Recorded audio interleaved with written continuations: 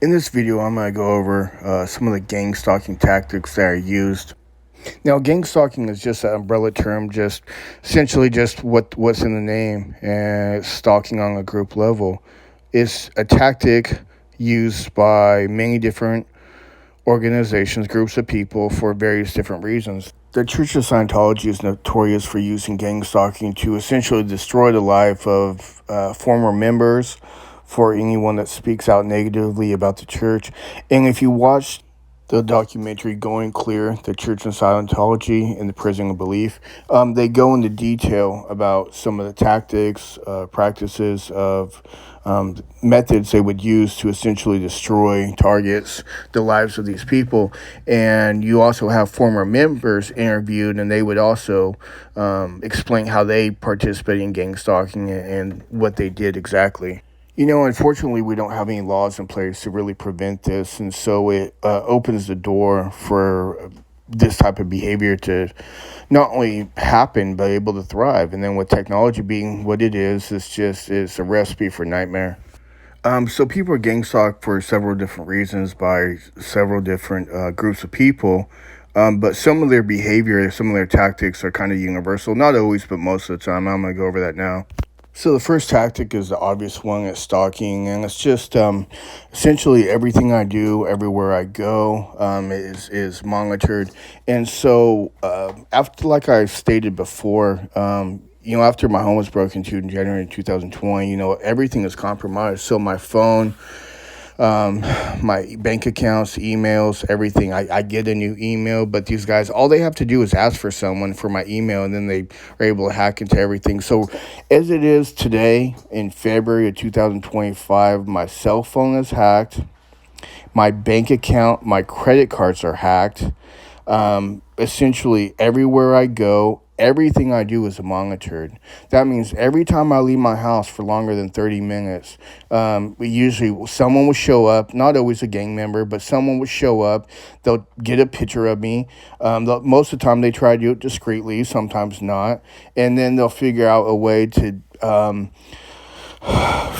plan to set me up on the way back to my house, or call the cops on me for literally anything. So if they think I'm speeding, or hopefully I'm offered alcohol anytime I go to a casino or a bar or restaurant or whatever like that, because then they'll hope that I get in my car after I've been drinking, and then they can call the cops, and then I'm arrested for a DUI.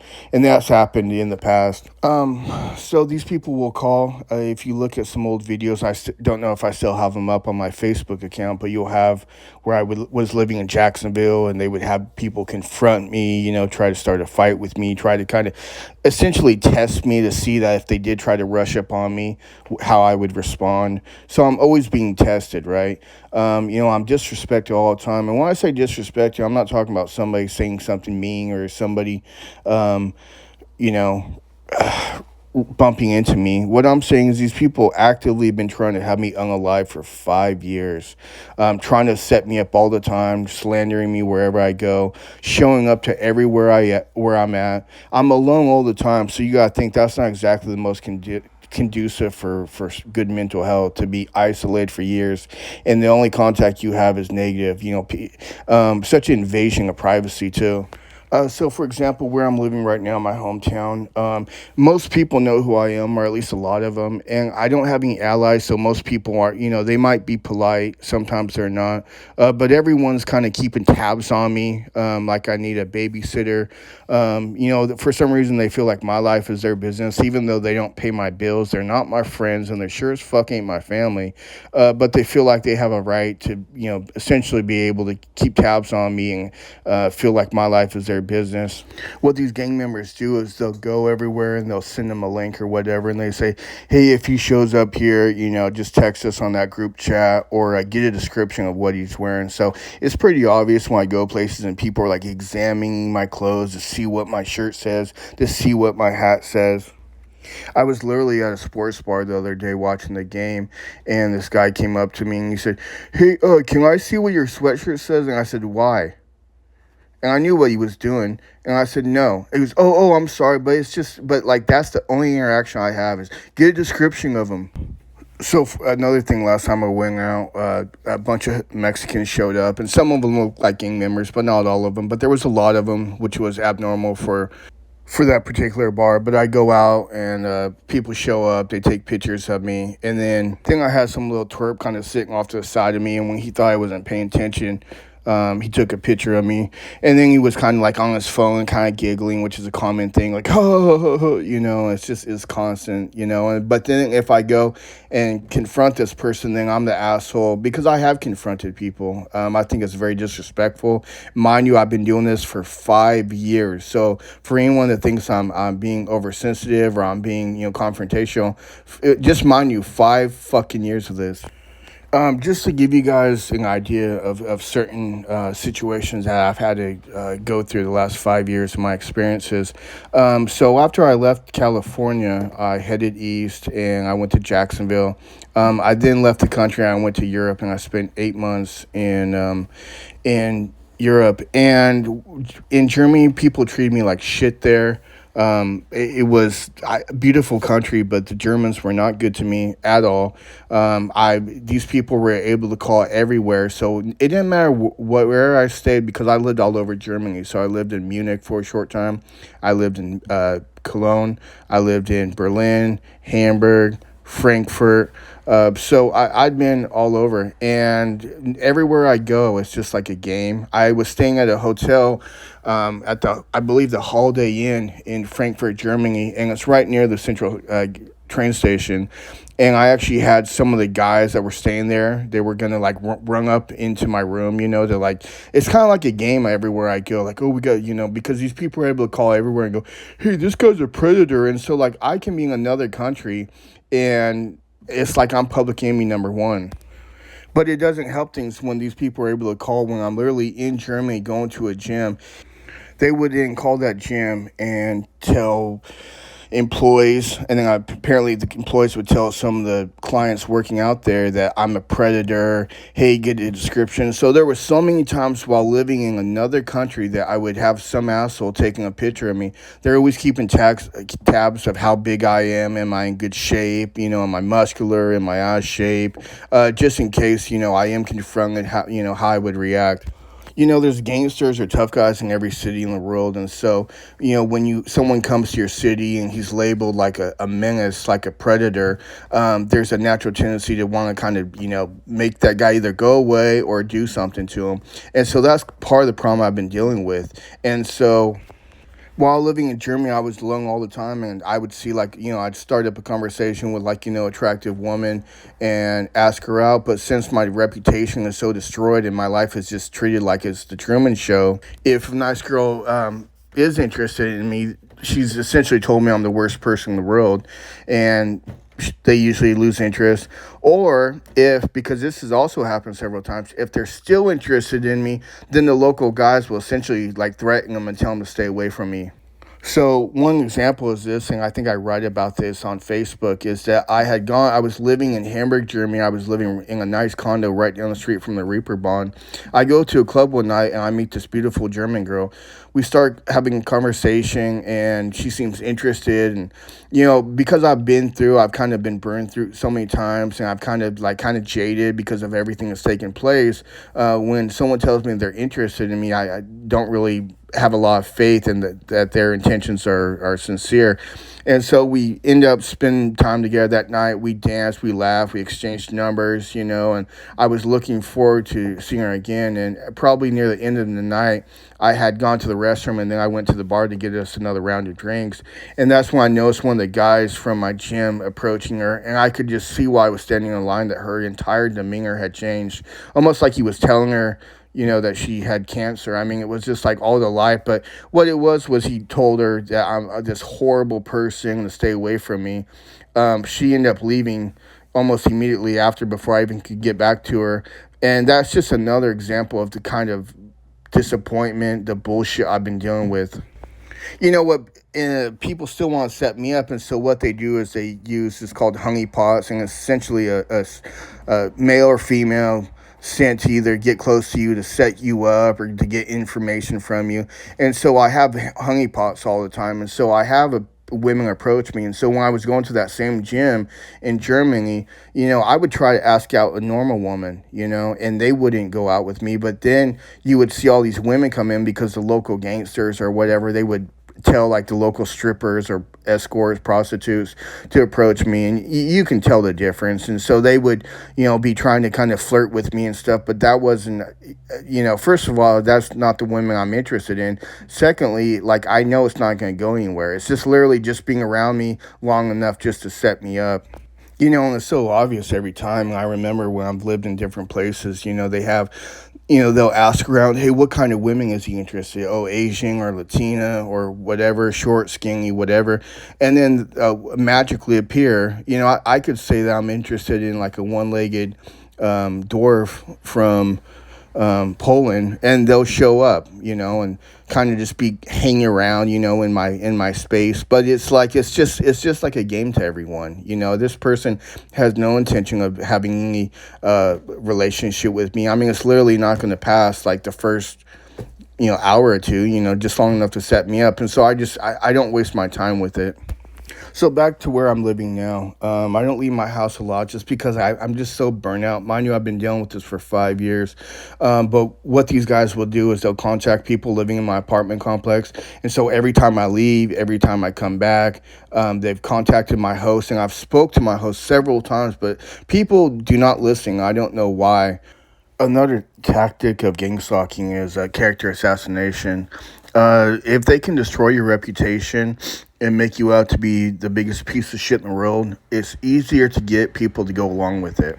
And so people are more likely to stalk and harass and take part in a modern day lynch mob if the target is a predator. So if they're a Bill Cosby, if they're a Jared the Subway guy, you guys know what I'm trying to say. If they're a predator, if they're a danger to women or children, if they're a danger to other people, if they're some weirdo, of course everyone's going to go along with it and grab a pitchfork. In my earlier videos, I state that I'm in recovery. I had wrecked my motorcycle, got prescribed pain pills, and over time that developed into a full-blown addiction. So I'm an addict, and even though I'm not ashamed of it, it's not something I'm exactly proud of. But one thing I'm always going to do is I'm always going to tell the truth, and I am an addict.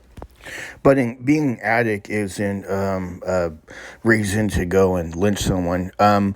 So they start destroying everything about me.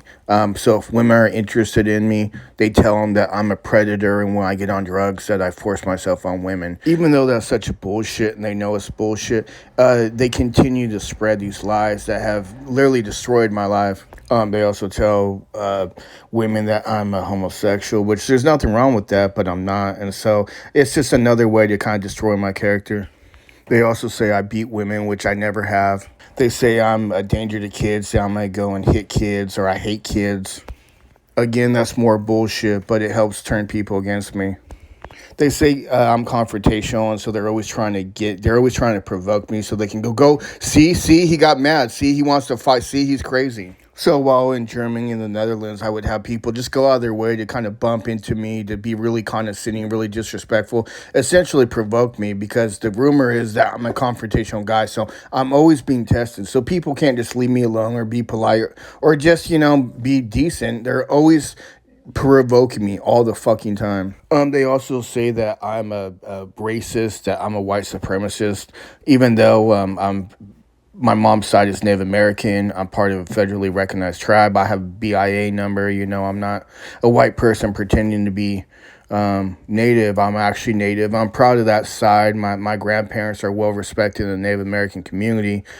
So this is very common gang stalking tactic. And again, referring to the Scientology documentary, they talk about the Church of Scientology will make websites of former members. So there's a website of Leah Remini and other celebrities that have left the church, and they're calling a whore. They're calling the guys a pedophile, or a sex fiend, or a drug addict. It's all the things that I'm being called. And so this is par for the course. And so much of this shit, they know they're lying, but they keep saying it. When confronted, they deny it. They act like they don't know what I'm talking about, because I don't take kindly to having my name, reputation destroyed.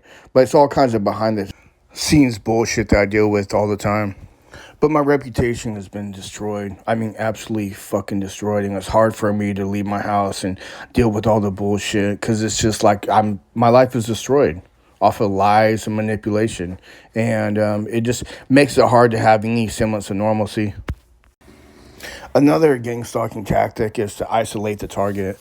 And so, what you want to do is essentially make it where that person's life is just absolutely miserable. Most of the time, to destroy their lives. Other times, that's so miserable, it's so sad, it's so pathetic that they'll finally just give up and unalive themselves.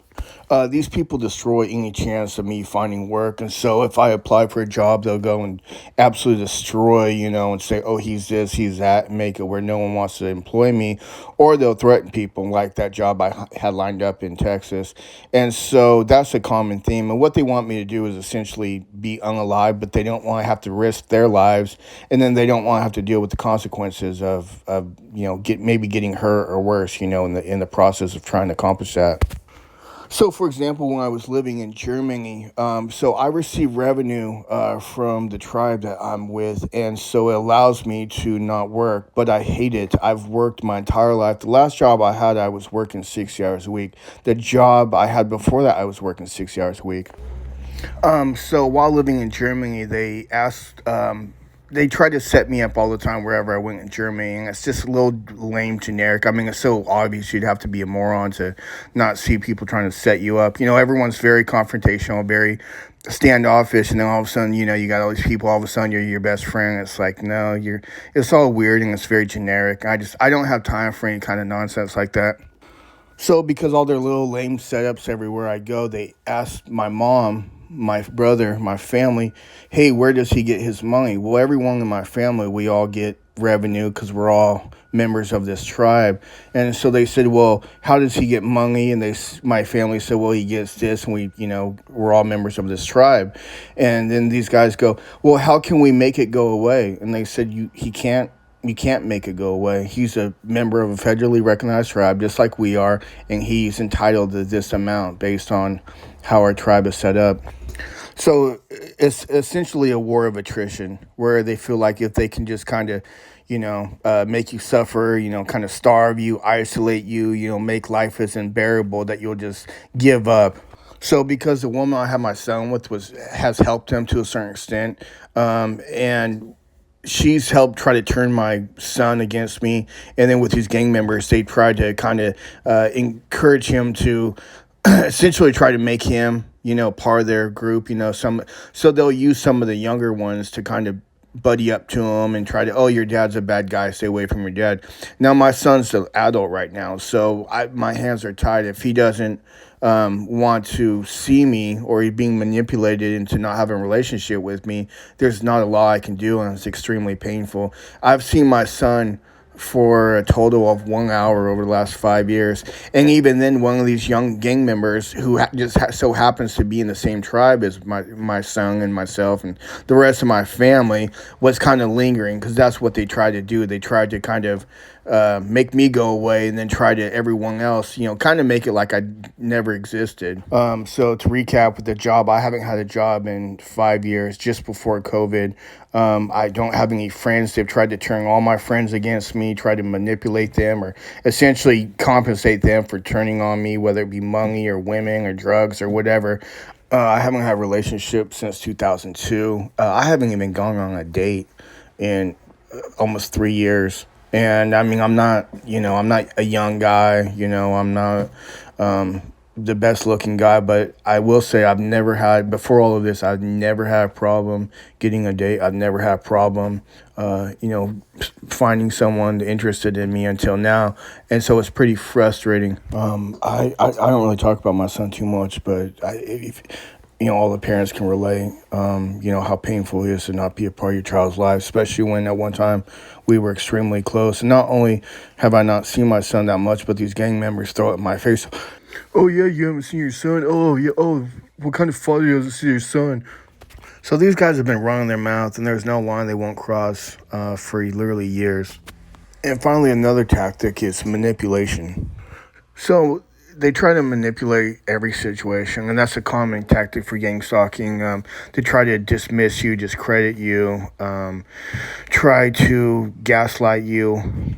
So as I've probably said before, these gang members try to, and by extension, a member of a certain community, but not just certain people. They like to manipulate every situation. So they've tried to turn my entire family against me, my own son against me, my friends, my former friends. There's nothing they haven't done. So there was a one day, I'm going to give you an example. Since my phone is hacked and they're able to listen to every phone call, I had about 3 or 4 people in my family who were really sticking their neck out for me.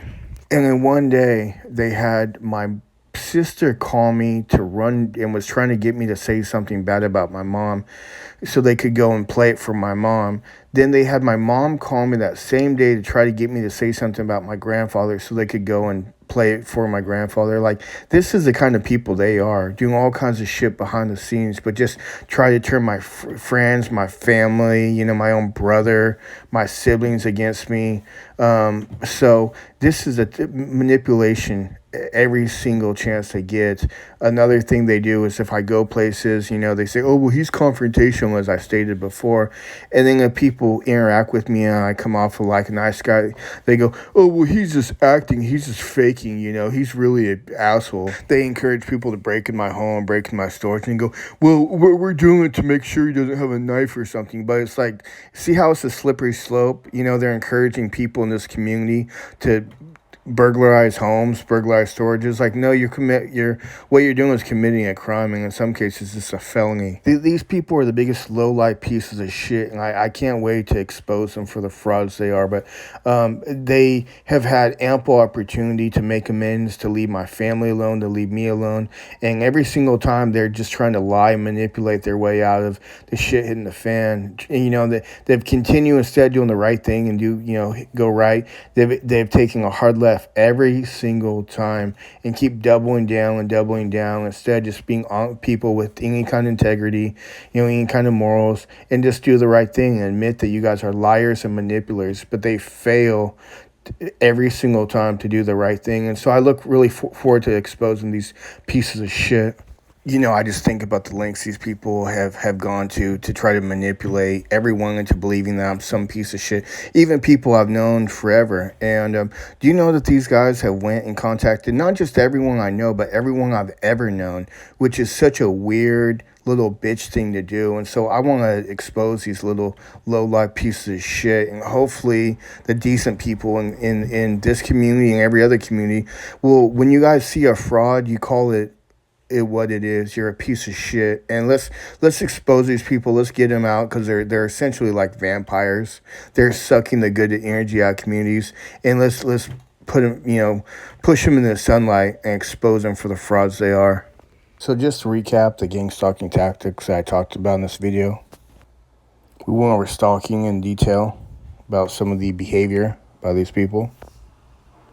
I talked about character assassination, slander, defamation, essentially destroying the reputation and the good name of the target.